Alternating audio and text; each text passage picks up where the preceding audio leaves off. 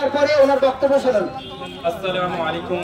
আমি এটাই বলবো যে মহানদী নাগরিক মঞ্চ থেকে যে এই অনুষ্ঠানটা পরিচালনা করছে এটা খুব সুন্দর এবং আমাদের প্রতিনিয়ত এটা মনে রাখা দরকার, একটি গাছ একটি প্রাণ, গাছ লাগান গাছ প্রাণ বাঁচান।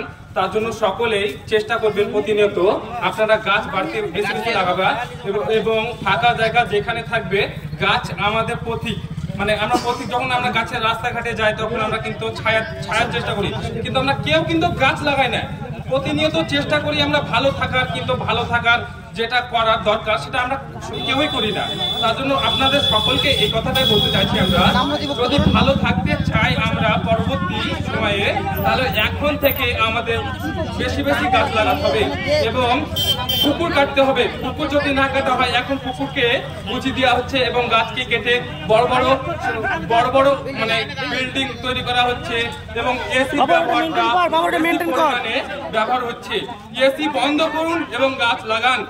আপনাদের এটাই বলবো, একটি গাছ একটি প্রাণ, গাছ লাগান গাছ বাঁচান। আরেকটা কথা বলা হয়েছে এই গাছ সম্বন্ধে, যে তো গাছ হচ্ছে এমন একটা ওসিলা যে মরার পরে মানুষের সঙ্গে এই গাছ সব দিতে থাকবে। মানুষ এটার মধ্যে যতটুকুই পাবে, মানে ফল পাক, হাওয়া পাক, আবহাওয়া যেটুকুই পাবে সেটুকুই লাভ। তাই আপনারা সকলেই এই গাছ লাগাতে থাকুন। আসসালামু আলাইকুম। ভাইপো একটা সুন্দর কথা বলেছে যে আমরা ছায়া সবাই চাই, কিন্তু গাছ কেউ লাগাতে চায় না। মেইনটেইন করতে হবে, লাইনটা মেইনটেইন করতে হবে, লাইনটা মেইনটেইন করতে হবে। এতে হলে গাছ লাগাতে হবে, লাইন মেইনটেইন করতে হবে। লাইন, আপনারা একটা লাইন মেইনটেইন করুন।